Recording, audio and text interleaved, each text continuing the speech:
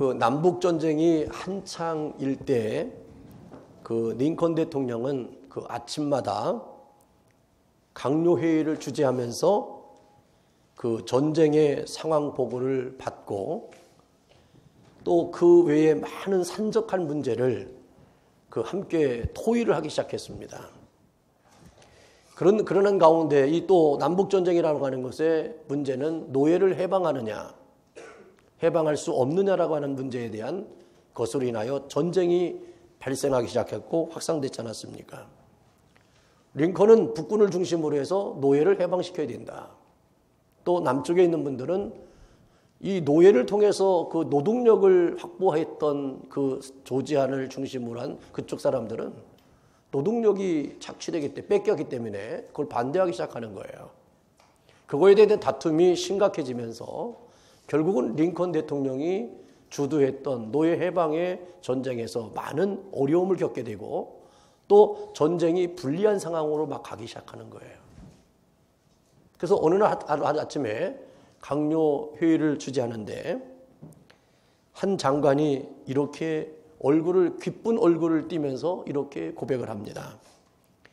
제가 지난밤 기도하는 중에 하나님이 우리 편이 되어 주시겠다고는 확신을 제가 가졌습니다. 하나님이 우리 편이니까 이 전쟁은 반드시 우리가 승리할 것입니다. 라고 고백을 하는 거예요. 고맙죠. 하나님이 우리 편이고 또 하나님이 우리 편이 되주셨으니까 이 전쟁은 승리할 거다. 한 장관이 이렇게 고백하는 얘기를 듣고 얼마나 기쁘고 좋은 얘기겠어요. 모든 장관들과 강요들이 그 고백을 듣고 참 기뻐했어요. 그럴 때 링컨 대통령이 조금 있다가 기도를 하고 있다가 눈을 뜨면서 이렇게 얘기했습니다.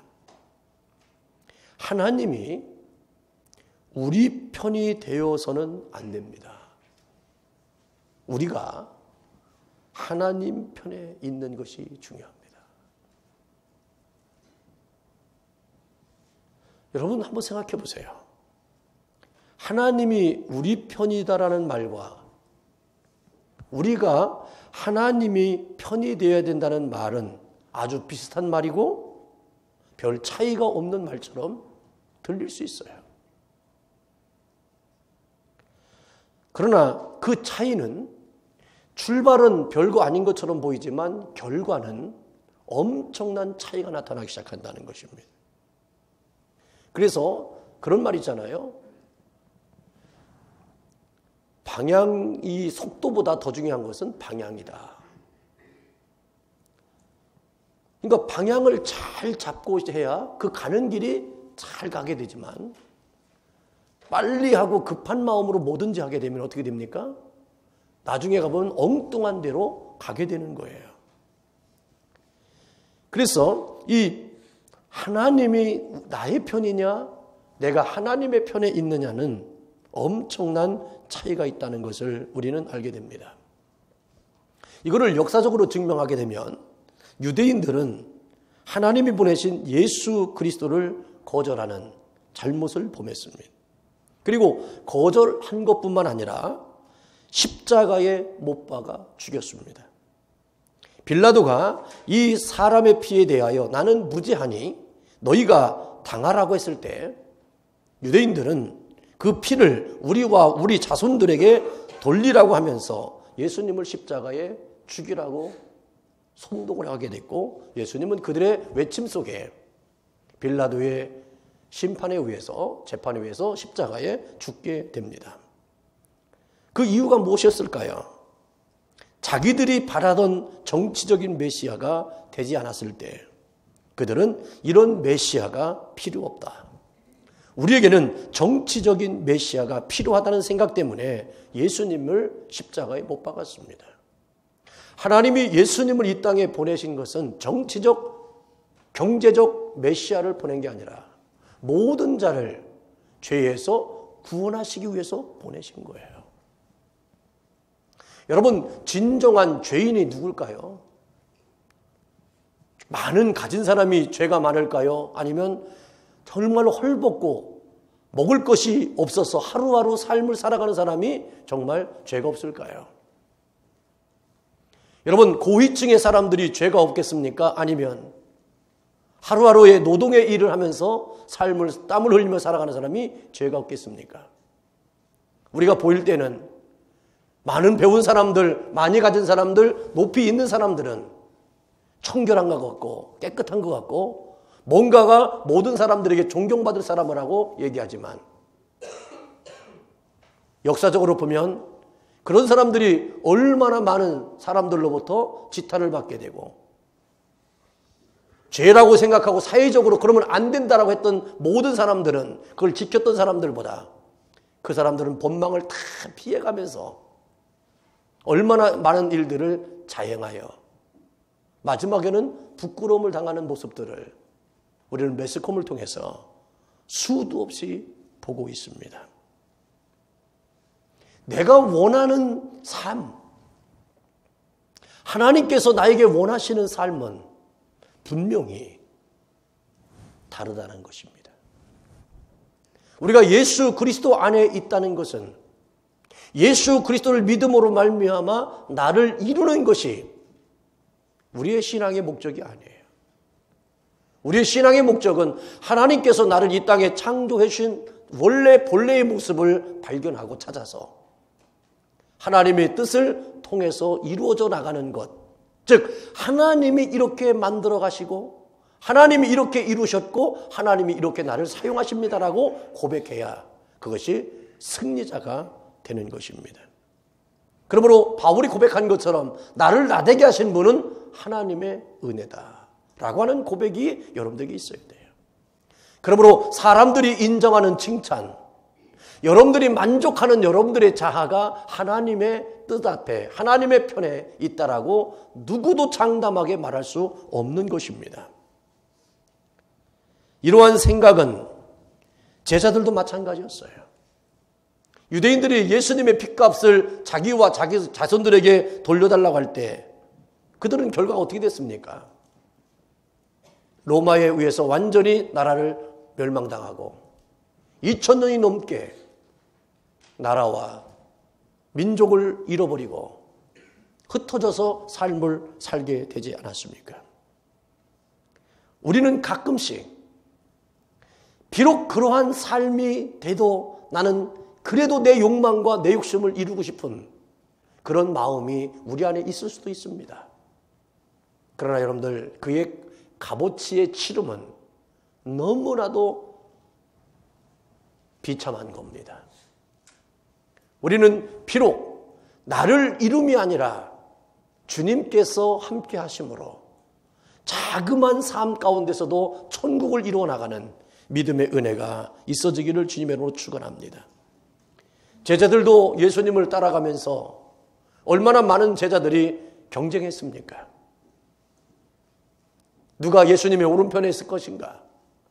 누가 왼편에 있을 것인가?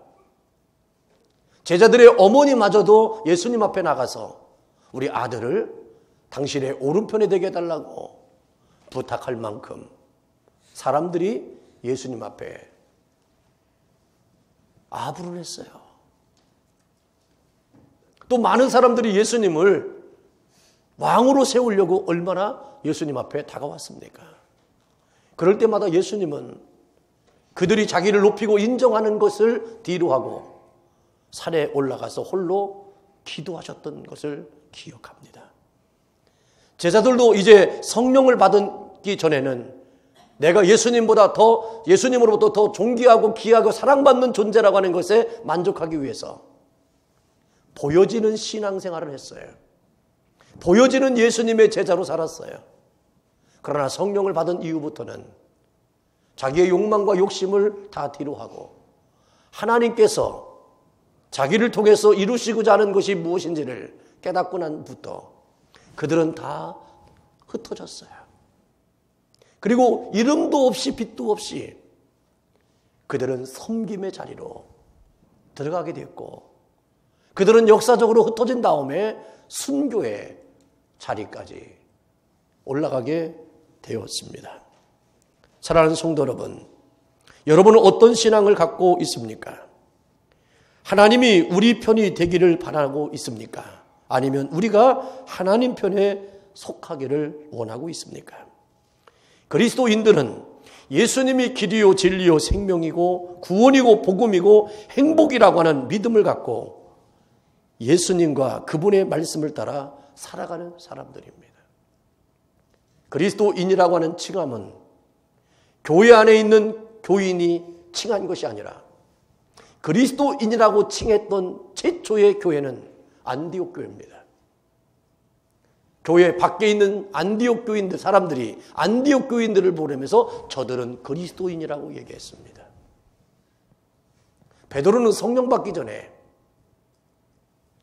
예수님이 빌라도의 법정에 끌려갔을 때 그 뜰에서 연약한 여인들이 당신은 예수당이고 당신은 그리스도의 사람이라고 했을 때 베드로는 부인하잖아요.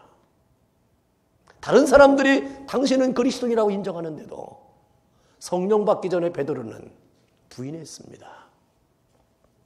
여러분, 내가 나를 보면서 내가 인정하는 게 중요한 게 아니라 예수를 모르는 사람들이 여러분들을 진정으로 인정하는 그 믿음의 자리에 있어지기를 주의 이름으로 축원합니다. 함께 있어도 그들이 나에게 마지막으로 고백하는 것은 저들은 예수를 믿으니까 나랑 다르네 라고 하는 마지막 고백을 우리는 들어야 돼요. 이것이 우리의 사명이에요. 그렇지 않고 이거 똑같네. 저렇게 예수를 믿어서 뭐 할 거야. 안 믿는 게 차라리 낫지. 뭘 그런 거 가지고 갈등하고 고민하고 힘들어하나. 저게 예수가 있다고 하는, 예수를 믿고 살아간다는, 천국을 믿고 살아가는 사람들의 자세냐 라고 하는 비아냥거리 소리가 여러분들의 삶 가운데서 들려지지 않게 하기 위한 깨어 있음의 삶이 되기를 주님의 이름으로 축원합니다. 때로는 하나님의 말씀이 내 생각과 다를 수 있고 내 뜻과 다를 수도 있어요. 그럴 때 우리 그리스도인들은 내 것을 버리고 주님의 뜻을 따르겠다는 것이 신앙이고 신앙인의 자세입니다. 오늘 본문 말씀은 바벨론 포로에서 돌아온 사람들 사이에서 있었던 일을 보여주고 있습니다. 하나님의 은혜로 포로에서 돌아온 이스라엘 백성들에게 펼쳐진 것은 장밋빛 미래가 아니었습니다. 그들 앞에 놓인 것은 다 폐허가 된 모습이었습니다. 어렵게 성전을 다시 지었고요.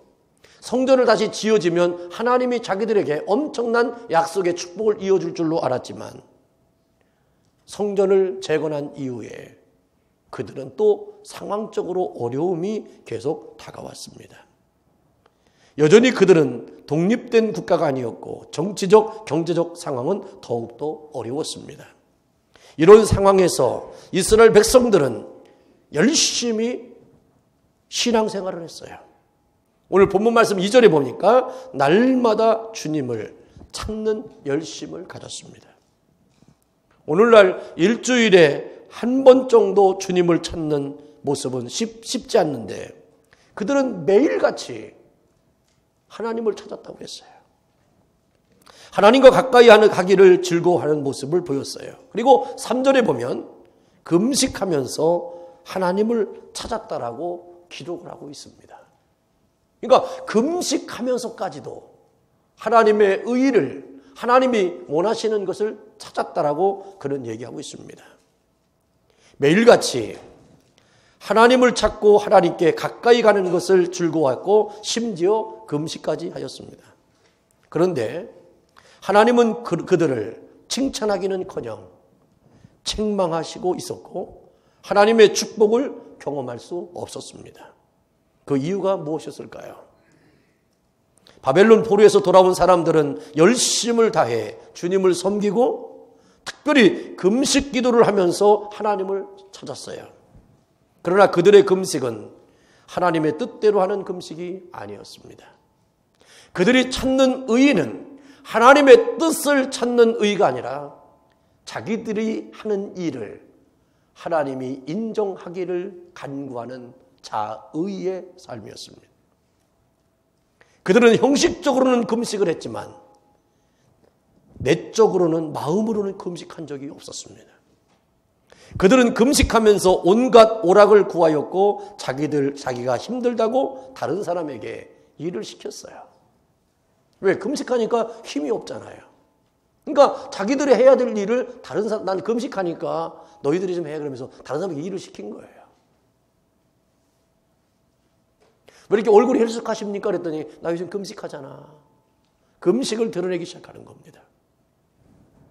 자기 마음에 들지 않는다고 금식하면서 논쟁하고 다투며 악한 주먹으로 다른 사람을 쳤다는 겁니다. 그러니까 논쟁도 하고 다투기도 하고 싸움도 한 거예요. 뭐 하면서? 금식하면서. 이것이 하나님이 기뻐하시는 금식이라고 얘기할 수 있겠느냐? 하나님은 그걸 지적하는 거예요. 너희들이 뜻을 가지고 하나님의 뜻에 맞는다는 금식을 했지만 나는 너희들의 금식 기도를 들어 응답해 줄 수가 없는 이유를 설명하고 있는 거예요. 하나님은 흉악의 길을 풀어주며 멍에의 줄을 끌어주며 압제당하는 자를 자유케 하며 모든 멍에를 꺾는 금식을 원하셨습니다. 줄인 자에게 양식을 나눠주며 유리하는 빈민을 집에 들이며 헐벗은 자를 보면 입히고 어려운 권력을 피하여 숨지 않는 것이 하나님이 원하시는 금식이었다는 겁니다. 그래서 한국교회의 전통이 있잖아요. 금식할 때에는 금식미를 다 모아서 제단에 드렸습니다. 그래서 금식미를 받아가지고 어떻게 했습니까? 모아서 어렵고 힘든 사람에게 나누어 줬어요. 왜냐면 내가 금식하는 이유는 굶는 게 아니에요. 어려운 이웃에게 내가 먹지 않고 금식하는 것을 모아서 나누어 주겠다고 하는 마음으로 금식하는 거예요. 그래서 이 전통이 한국교회에 있게 되는 겁니다. 지금은 여러분들 금식했을 때 금식미 드리라고 하면 여러분들 혼란스러워 하잖아요. 근데 여기서 보면 오늘 말씀에 보면 다 그게 나와 있어요. 금식할 때는 그렇게 하는 거라는 거예요. 내가 정말로 정상적으로 삶을 살아가는데 다른 사람을 도와줄 수 없지만 내가 금식한 것을 모아서 다른 사람들을 우리 집으로 초청해서 그걸 먹이는 거예요. 대접하는 거예요. 그러므로 우리는 있기 때문에 먹는 걸 한 게 아니라 금식하면서까지도 하나님이 원하시는 일이라면 내가 해나가는 거예요. 여러분들이 왜 금식하십니까? 여러분들이 어렵고 힘든 일을 극복하기 위해서 금식한다면 하나님은 기뻐할 수 없다는 거예요. 원초적으로 어렵고 힘든 일을 주시면 하나님이 나에게 연단과 단련을 위한 하나님의 계획이 있음을 은혜로 받아들여야 된다는 거예요. 그거를 피해가는 목적으로 우리가 금식하고 신앙하는 것은 목적이 달라질 수밖에 없다는 것을 얘기합니다. 예수님은 겟세마네 동산에서 기도하실 때 내 뜻대로 마옵시고 아버지의 뜻대로 하옵소서라고 기도하잖아요. 신앙생활은 내 뜻을 버리고 주님의 뜻을 받아들이는 겁니다. 내 생각을 버리고 내 방식을 버리고 주님의 생각, 주님의 방식을 받아들이는 거예요. 그것이 하나님을 기쁘게 하고 하나님의 뜻을 이루어드리고 그것이 하나님의 축복을 경험하는 비결이 되는 것입니다. 하나님의 뜻을 저버렸을 때 우리는 하나님이 살아계심을 경험할 수 없고 영광을 돌릴 수 없는 겁니다. 사랑하는 성도 여러분들이 이러한 삶을 살아갈 수 있는 은혜 받은 자가 되기를 주님의 이름으로 축원합니다.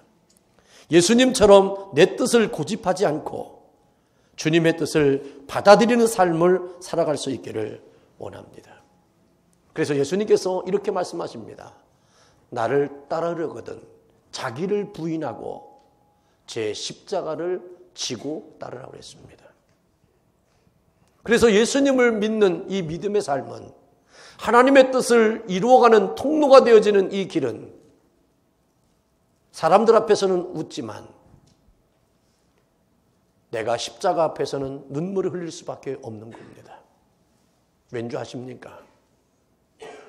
하나님, 나같이 연약한 사람, 내같이 가진 것이 없는 사람, 나같이 할 수 없는 사람에게 왜 은혜를 주셔서 하라고 하시나요? 감당하라고 하시나요? 어떻게 그 일을 이룰 수 있다라고 생각하시면서 나에게 순종하라 하시나요? 이 거룩한 부담이 나를 십자가에서 멀어지는 게 아니라 십자가로 가까이 가게 하는 은혜가 있게 되는 겁니다.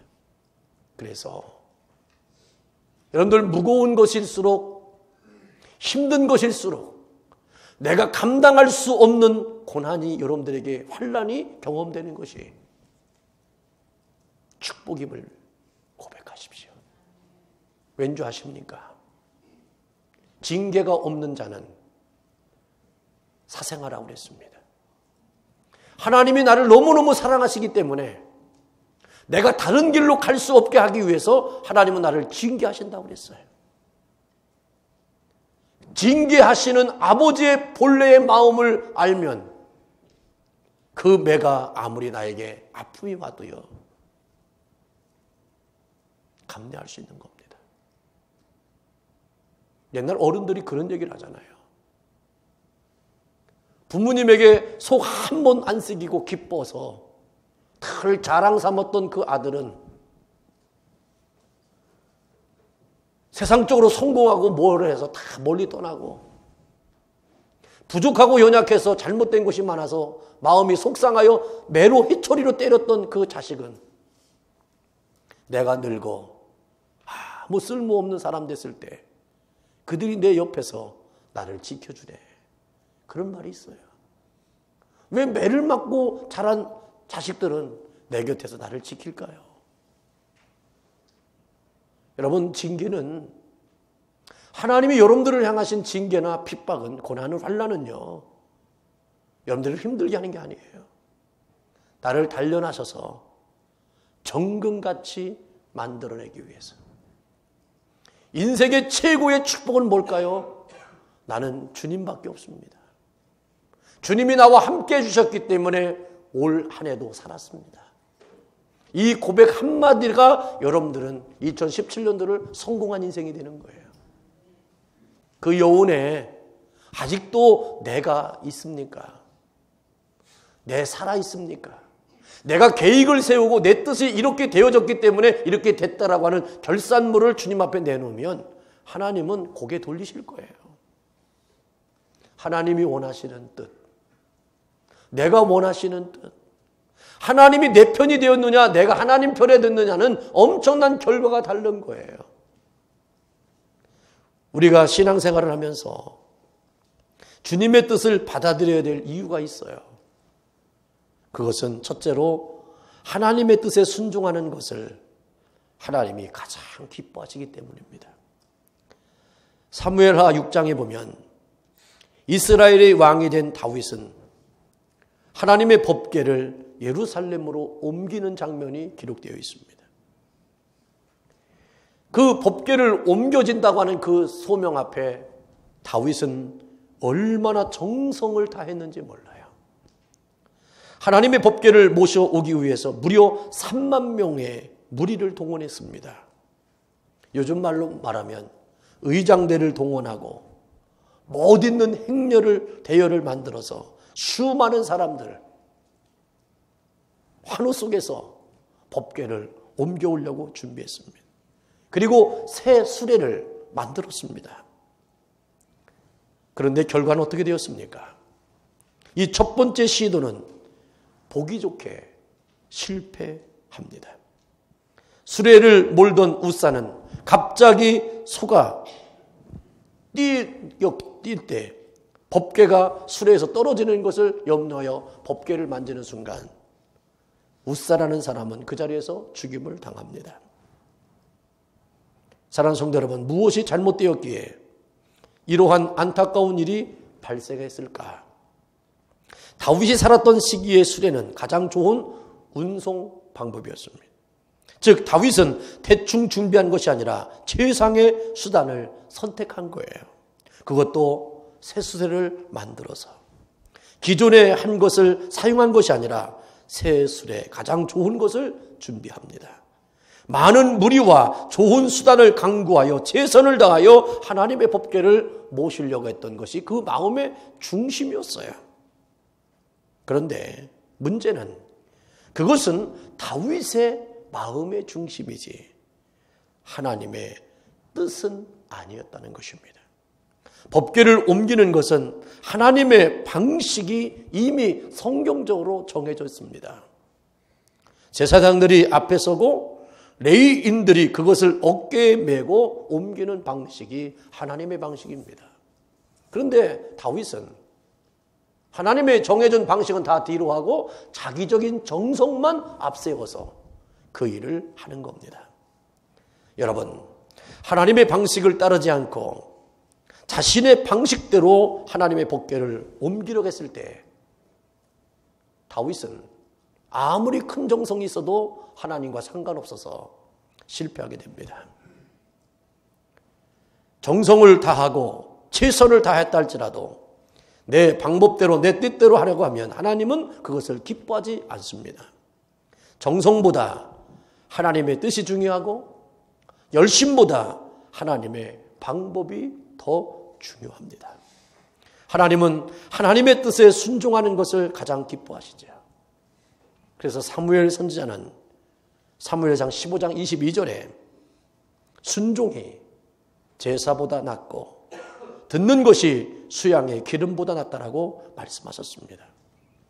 하나님을 기쁘시게 하는 것이 성도의 사명이고 성도의 본질이에요.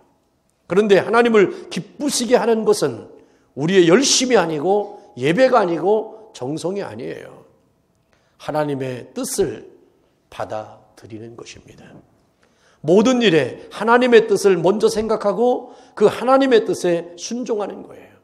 그러기에 우리는 내 뜻을 버리고 하나님의 뜻에 순종하는 삶을 살아가는 것이 우리가 추구해야 될 첫 번째의 이슈가 되는 겁니다.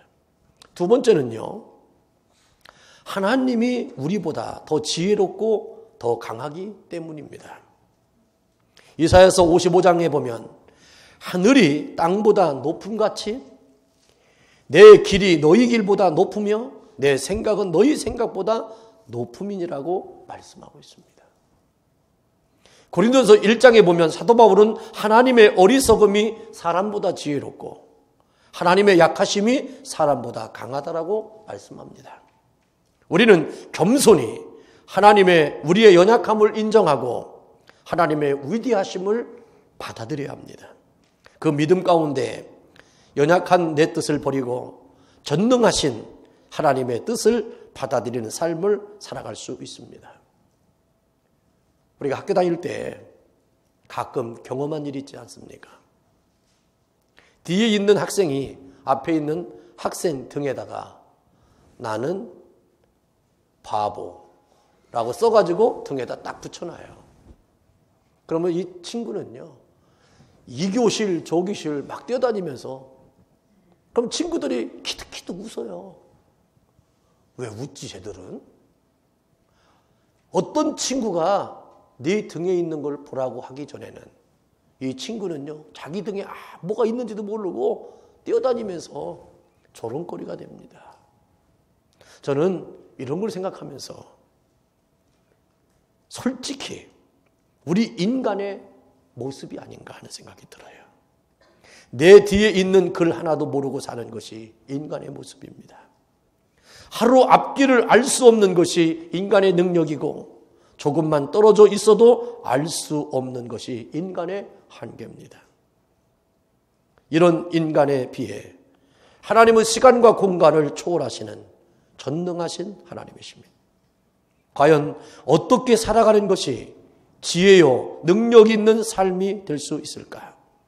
내 것을 버리고 전능하신 하나님의 능력을 받아들이는 것이 지혜로운 삶이요, 인간의 연약함을 최소화할 수 있는 방법이 되는 겁니다.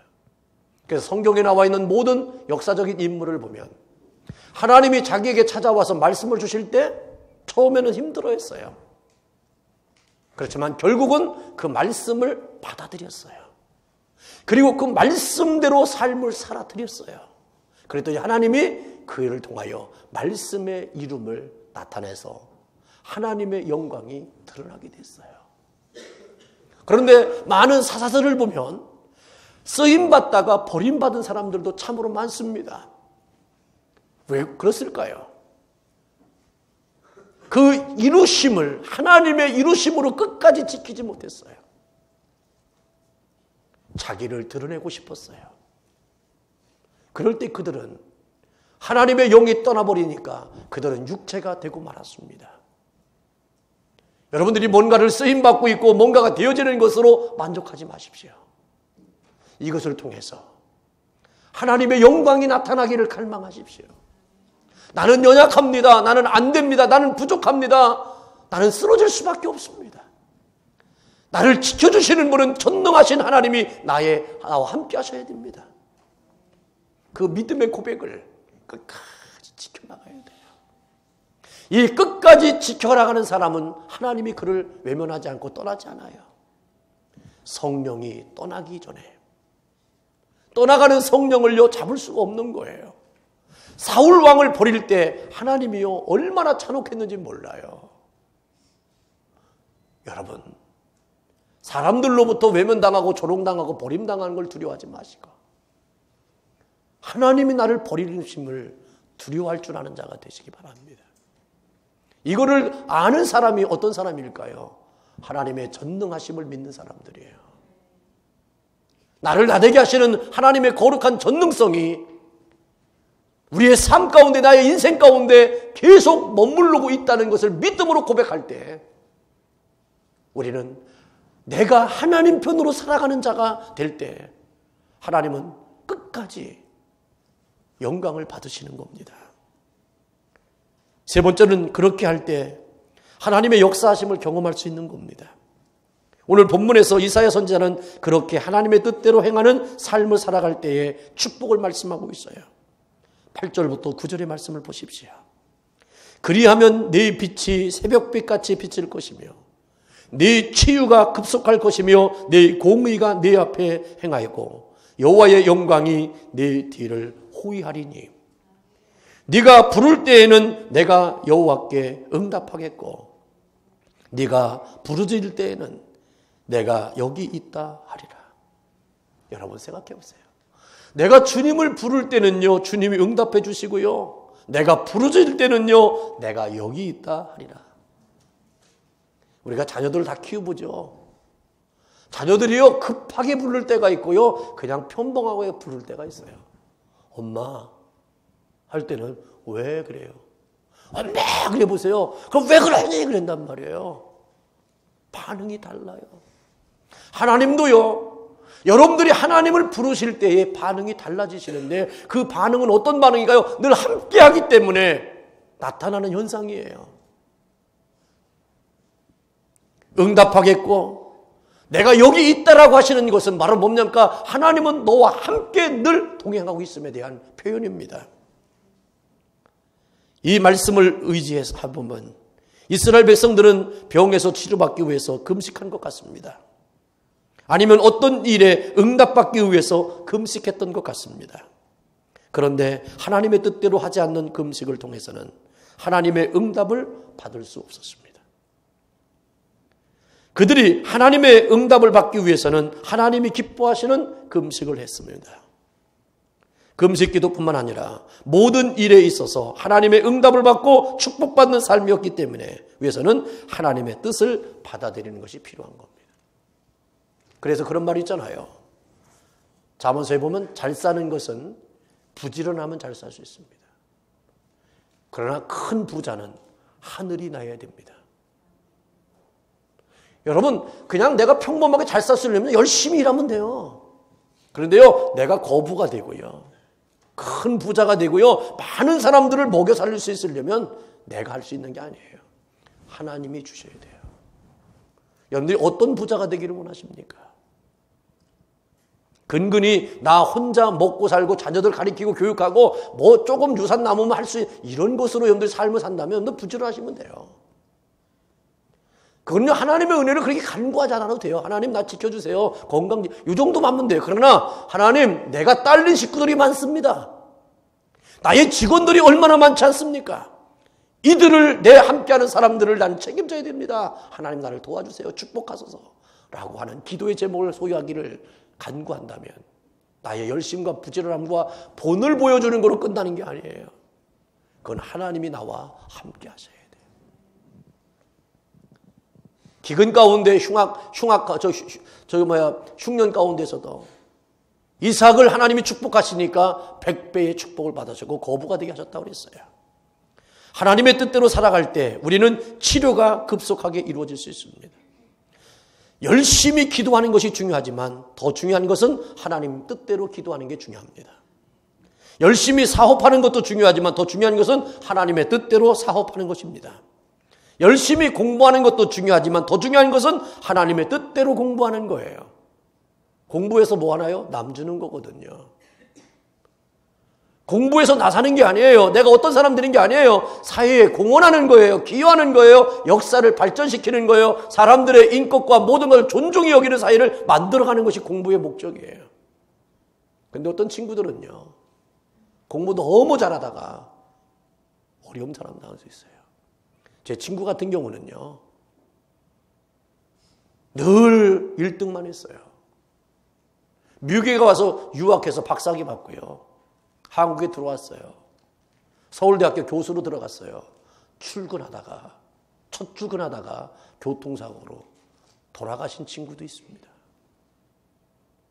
여러분들 어떻게 할 거예요? 그 친구의 목적은요, 교수가 되는 거였거든요. 교수는 됐네요.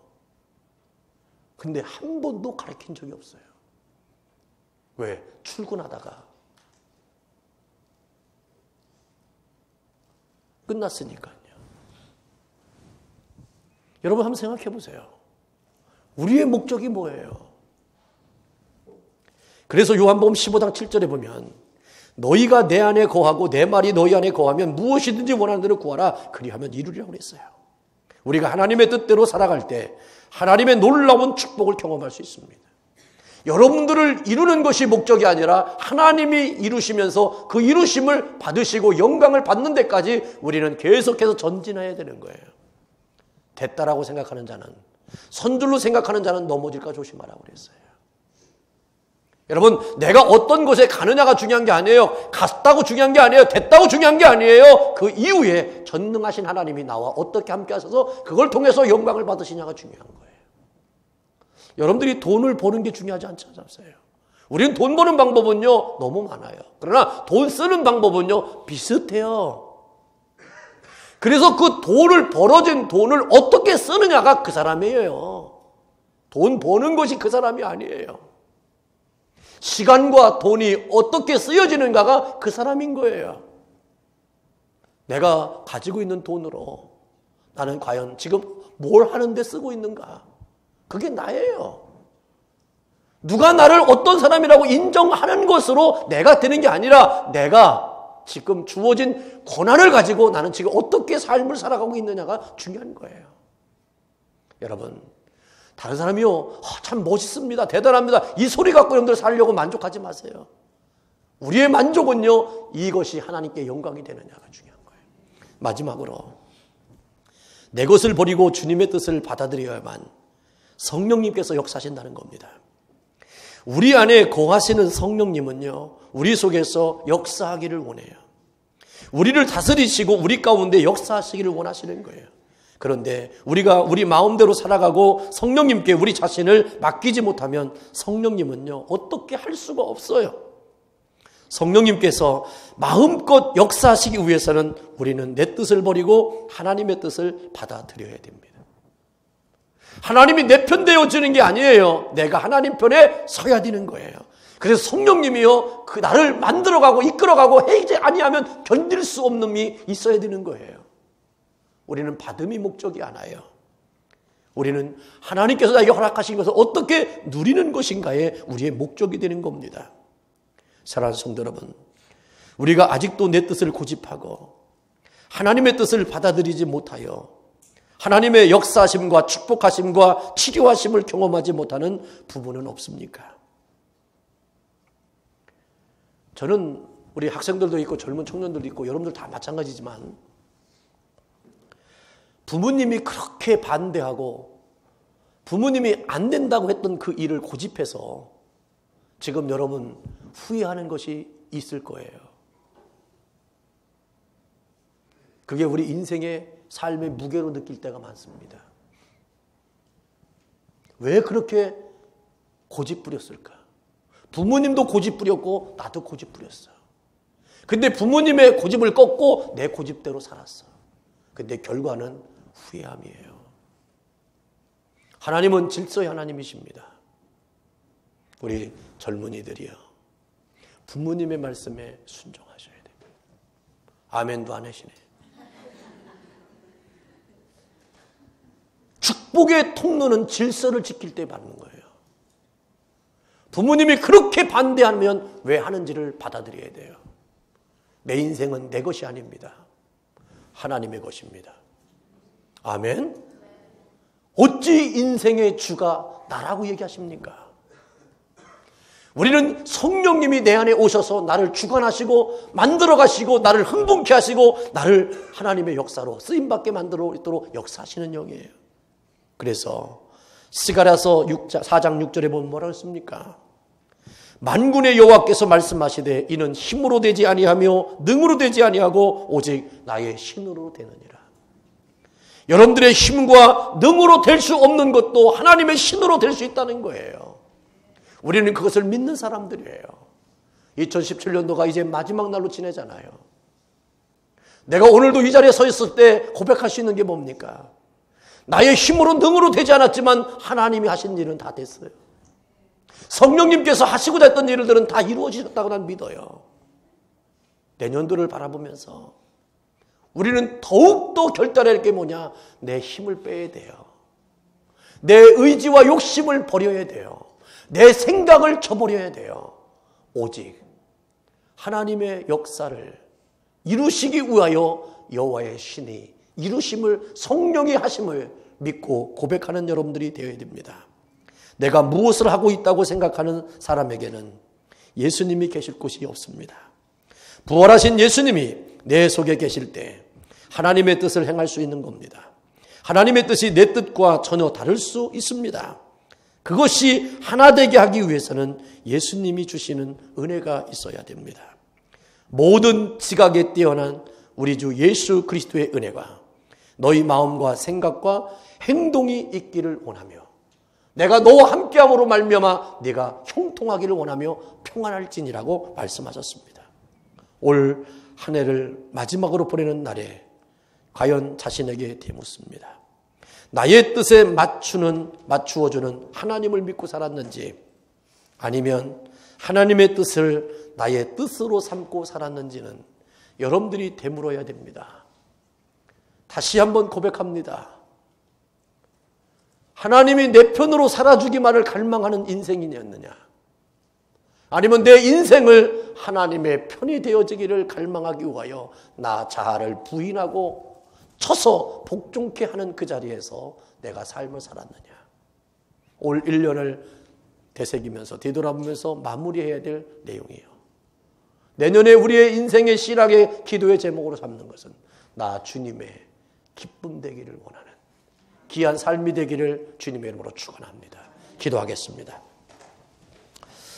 할렐루야. 아버지 하나님 고맙고 감사합니다. 우리를 하나님의 사람 홀로 있지 않게 하시기 위하여 은혜를 베풀어 주셨고 순간순간을 경험할 때마다 주님 앞에 기도하게 하셨고 하나님이 이렇게 도우셨습니다. 이렇게 하셨습니다. 나를 나되게 하셨습니다라고 고백할 수밖에 없도록 우리에게 하나님의 인치심을 가까이 하심을 경험케 하신 하나님 감사합니다. 2017년도가 이제 마지막 날로 주님 앞에 섰습니다. 오늘 다시 한번 하나님의 뜻을 나의 뜻으로 살았는지 나의 뜻을 이루기 위하여 하나님의 뜻을 이용했는지를 다시 한번 고백합니다. 하나님이 나의 편이 있는지 내가 하나님 편에 있는지를 다시 한번 세워지기를 소망합니다. 주여, 하나님 오늘도 귀한 시간에 우리를 하나님의 사람 되어지기에 부족함이 없도록 은총의 은총을 베풀어 주옵소서. 예수님의 이름으로 기도하옵나이다. 아멘.